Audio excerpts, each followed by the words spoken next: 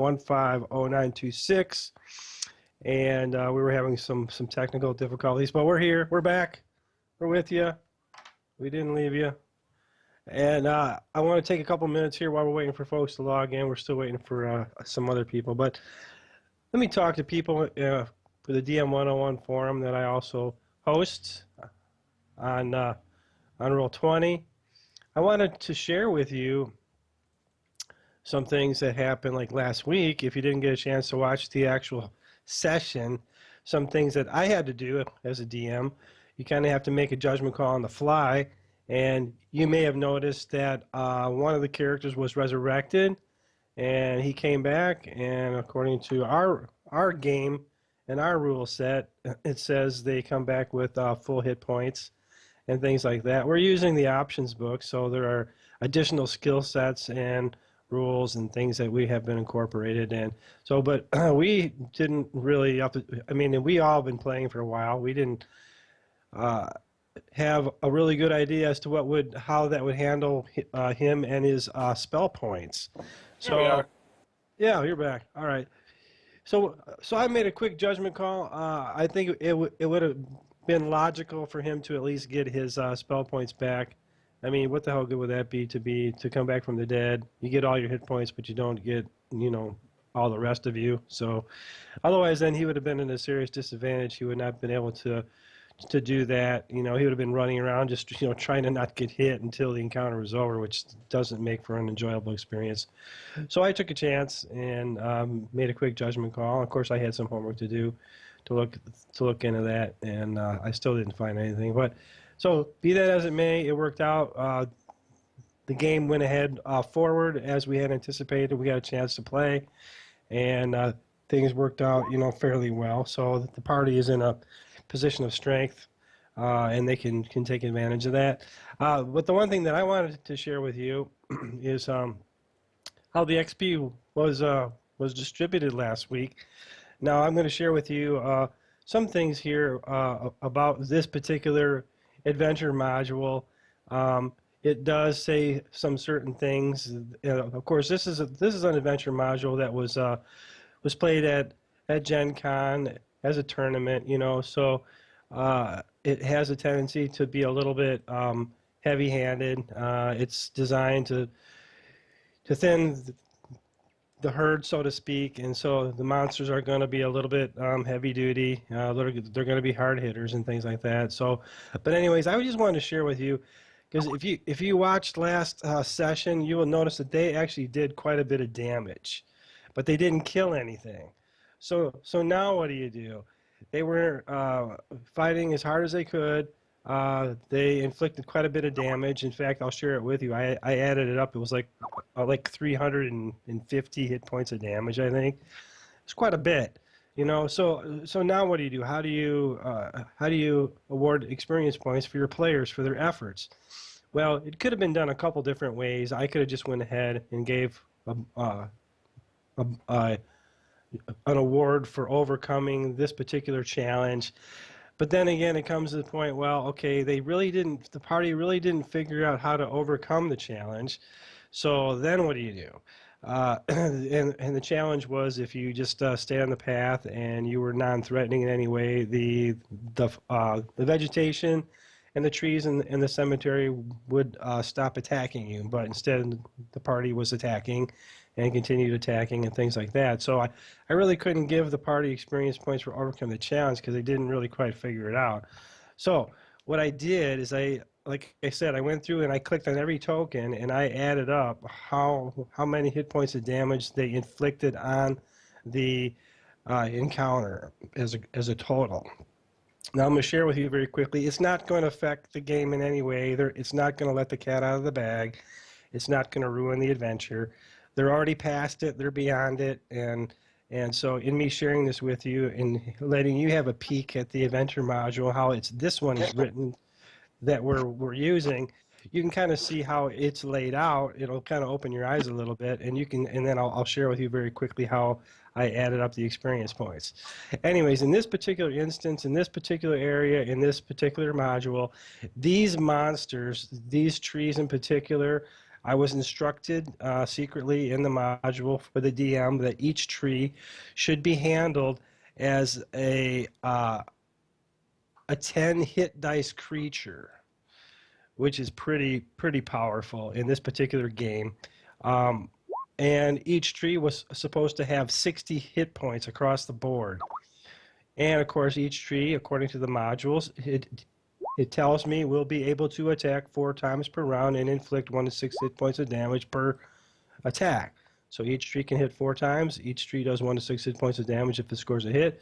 It attacks as a 10 hit dice monster with 60 hit points. Okay, so what I did then is I calculated out how many hit points they did. I divided it by 60. So then I got a number as to how many they would have theoretically killed if they would have stayed on one and killed it all the way and then moved to the next one and killed them all the way.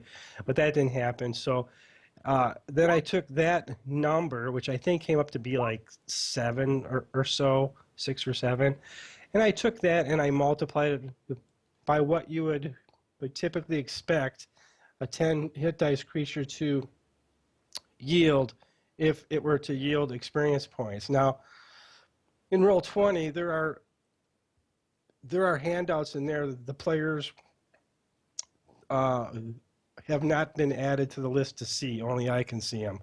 So, but I have them in here, and I'll show you this. I bring them up every once in a while. Here's a good one.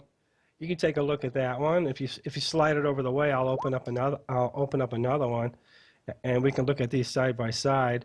Here's another one. This is very interesting. And if you click on the smaller one, you can kind of see the Dungeon Master is instructed to award a 10 hit dice creature, which is more readily outlined in the second chart that I showed you. It's kind of a little bit more vertical with some coloring in there. If you click that one and zoom into there, you can see right away a 10 hit dice creature should yield at least 1,400 experience points each. So what I did is I took the 1,400, I multiplied it by the amount of encounters that they would have killed if they would have killed one. And then from there, of course, we have a certain amount of fighters in the group. Each fighter is depending on their level. And I'm gonna inundate your screen with another chart. I'm just gonna go ahead and close those two out. And if you look, and I would encourage you in your game to add this particular chart into your group. And I also usually put it out in the forum as a post in the forum so they can read this and be aware of the fact. It's also covered in the DM player notes handout that I also have in here of how we do things in this particular group. And so if you check on the individual class awards on table 34 in this particular game that we play, yours will maybe subtly different. Of course, it explains specifically that a warrior should get 10 experience for each of his levels per hit die of creature encountered. So if they killed 7 creatures and each creature was 10 hit dice apiece, that's 70. So 70 times 10, which is 700, is the magic number. And then you multiply that out by how many ever levels are in your group as far as fighter classes. And so if you've been following this particular group, you'll know exactly how many fighters are in the group. And it comes up to like 15 levels or 20 levels or something like that. And so you multiply that out by that amount. That's added to the XP number that you've already generated. And then in addition to that, then you go through your DM session log and you add up all the other stuff too, like how many times a priest casts a spell, use of a granted power. He gets 100 XP every time he does that. Every time a wizard casts a spell is usually typically 50 XP per spell level. And also on table 33, you'll see common individual awards over there. Okay, there was quite a bit of stuff going on. Players had clever ideas. Players had saved the actual party, so they got experience there. Some players encouraged other people to participate, to pick up the pace a little bit. And so, but anyway, so when you add all that up, that's what you get.